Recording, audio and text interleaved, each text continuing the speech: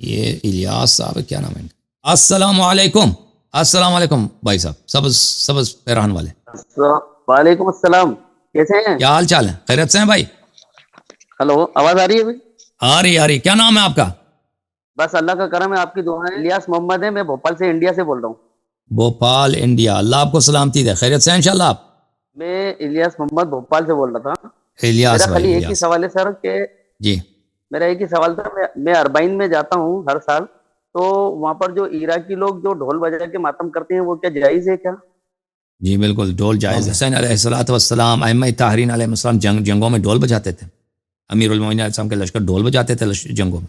یہاں ڈھول بجانا جو ہوتا ہے نا، جو فساق جو ڈھول بجاتے ہیں، طبلہ وغیرہ، یہ حرام ہے.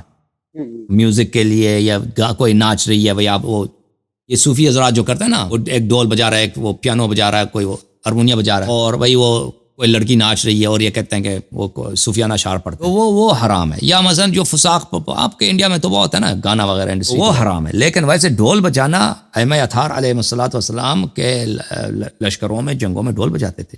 ڈھول پرانے زمانے میں بہت اہم ہوتی تھی. ڈھول لوگوں کو بلانے کے لیے کہ یہاں پہ ایک اہم بات ہے، وہ ایک اعلان ہوتا تھا کہ یہاں پہ ایک اہم بات ہو رہی ہے، اس کو بلانے کے لیے، لوگوں کو توجہ جلب کرنے کے لیے بجاتے تھے. اور جنگوں میں بھی، جنگوں میں ڈھول بجایا کرتے تھے. اوکے، اللہ آپ کو سلامتی دے. جی سر، اوکے میرے بھائی، شکریہ سر، اللہ آپ سے کو ملاقات تھینک ہوئی اس کے لیے شکریہ سر. دعا کے خاص انتظام. ہم دعا کرتے ہیں کہ اللہ آپ کو عزت دے الیاس بھائی، اللہ آپ کو سلامتی دے، اللہ آپ کے بچوں کو سلامتی دے. تھینک یو میرے بھائی.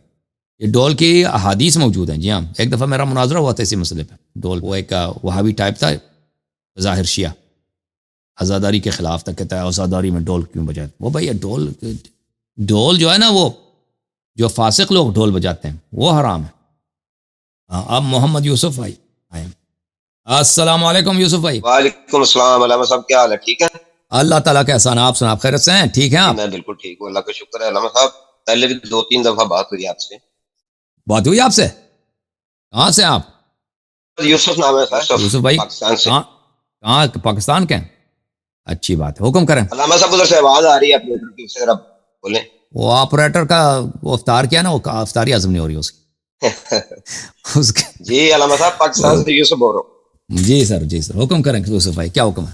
علامہ صاحب ایک گزارش ہے اور ایک سوال ہے. جی سوال یہ ہے کہ یہ جو ہمارے بھائی نادر علی نے شیر کی شبیہ بناتے ہیں، ایک جانور کی شبیہ میں لکھا ہوتا ہے نادر علی نا، تو اس کے بارے میں مجھے تھوڑا آؤٹ سا لگتا ہے. آپ کا کیا کہنا ہے اس کے متعلق؟ تو روایات میں یہ ہے کہ کسی جانور کا شکل بنانا یہ حرام ہے، یہ اس کی شدید منع ہے. کہ پینٹنگ کرنا، ڈرائنگ کرنا، ٹھیک ہے نا، ڈرائنگ کرنا کسی جانور کی شکل کا، یا مجسمہ بنا دے، انسان کا ہو یا جانور کا ہو، یہ حرام ہے شدت کے ساتھ. اس کی بہت شدت کے ساتھ روایات میں ہے کہ یہ کام کبھی نہیں کرنا. علامہ صاحب ہمارے تو میں نے دیکھا مومنین کے گھروں میں بھی لگا ہوتا ہے اس طرح کی پورٹریٹ، اور بارگاہوں میں بھی. اور یہ مجھے اگر وہ کوئی ہاتھ سے ڈرائنگ کرتا ہے نا، ہاتھ سے ڈرائنگ کرتے ہیں تو یہ حرام ہے. اگر وہ مثلا ڈرائنگ نہیں کرتے، کمپیوٹر سے کچھ بناتے ہیں، تو پھر وہ حدیث میں جو ڈرائنگ کا ہے نا، وہ حرام ہے. کمپیوٹرائز اگر کوئی ورژن بنا دے تو وہ روایات کا اس کا اطلاق کرنا مشکل ہے. حال مومنین کرتے ہیں نا، مومنین تو بہت ساری چیز کرتے ہیں. مومنین تو نام کے مومنین ہیں نا، ان کو کیونکہ وہ علماء کچھ بتاتے نہیں ہیں. علماء نہ حدیث پڑھتے ہیں نہ روایت پڑھتے ہیں، بیچارے مومنین کو کیا. اگر اہل بیت علیہ الصلوۃ والسلام کے احادیث پڑھے جاتے ہیں کہ گھر میں کیا حقوق ہیں بیوی کے، گھر میں کیا حقوق ہیں بیٹی کے، گھر میں کیا حقوق ہیں ماں باپ کے، گھر میں کیا حقوق ہیں بھائی بہن کے، پڑوسیوں کا کیا حقوق ہے، آپ کو معاشرے میں کس طرح رہنا چاہیے، اگر یہ حدیث پڑھی جاتی تو ہمارا معاشرہ کہاں ہوتا بھائی؟ ہمارے معاشرے کی کیا اصلاح ہوتی؟ کیا تہذیب ہی ہمارا دوسرا ہوتا. تہذیب ہی ہمارا کلچر ایک اور کلچر ہوتا بھائی، الہی کلچر ہوتا. ہم اہل بیت علیہ السلام کے نور میں بسنے والے لوگ ہوتے ہیں. لیکن علماء نے یہ راستہ تو بند کر دیا نا. وہ تو کہتے ہیں حدیث نہ خود پڑھتے ہیں نہ کسی کو پڑھنے دیتے ہیں. اللہ ہماری ہدایت فرمائے. اچھا علامہ صاحب، نفاق اور ایمان کے حوالے سے علی کی محبت جو ہے وہ ایمان ہے، علی کا بغض نفاق ہے. یہ حدیث تو سنی ہے ہمارے ممبروں سے یہ جو پیش کیا جاتا ہے کہ جی حرامی حلالی کی پہچان اور اس طرح کی چیزیں، کیا اس میں نسب میں کوئی خرابی ہوتی ہے اس طرح کی؟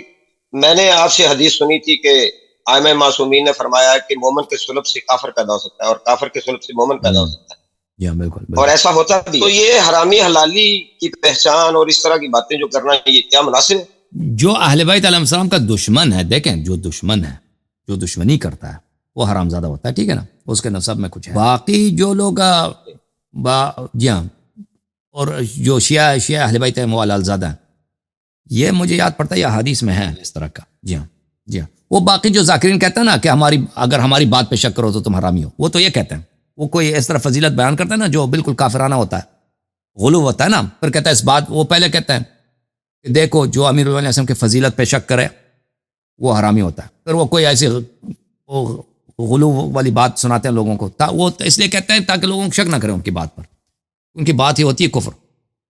بہت سارے ذاکرین ایسے ہوتے ہیں نا، وہ ان کا ایک چال ہوتا ہے، وہ دیکھیں وہ اس طرح نہیں ہے کوئی آپ کو غالیوں والی بات سنا دے آپ اس پہ شک نہیں کر سکتے، غالیوں والی بات آپ کو لعنت کرنی چاہیے، آپ ان کو دور پھینکنی چاہیے، اس پہ شک کرنے سے یا تردید کرنے سے یا رد کرنے سے کوئی حرامی نہیں بنتا۔ ہاں البتہ کوئی فضیلت جو ثابت ہے، جو صحیح ہے، خود اہل بیت علیہ السلام نے بنایا، لیکن فضائل تو دو طرح کے نا، ایک صحیح فضائل ہے جو واقعا قرآن و سنت میں ہے، ایک فضائل وہ ہے جو کوئی بیوقوف مثلا وہ کھینچ کے اپنے تخیلات سے کوئی چیز اس نے سوچا وہ بنا لیتا ہے، وہ تو ان کو اس کی کوئی وجہ تو نہیں آپ اس کی تصدیق کریں۔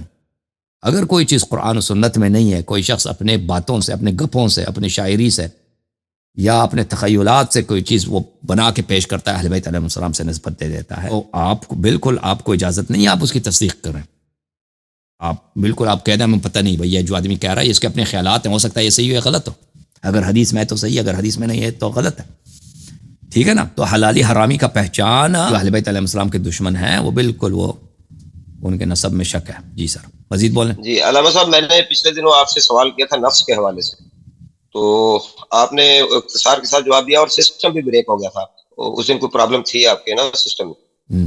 جی جناب کمیل ابن زیاد نخی اور جناب علی علیہ السلام کے درمیان ایک مکالمہ ہے نفس کے حوالے سے، ہمارے ایک علامہ ہوتے تھے علامہ رشید ترابی اعلیٰ مقام، انہوں نے وہ مکالمہ پیش کیا اپنی ایک گفتگو میں، انہوں نے اس کی وضاحت کی ہے نفوس نامیہ نباتیہ، حصے حیوانیہ، ناطقہ قدسیہ اور کلیہ الہیہ، پھر ان کے آگے 5 حالتیں، 2 خصوصیات بتائی۔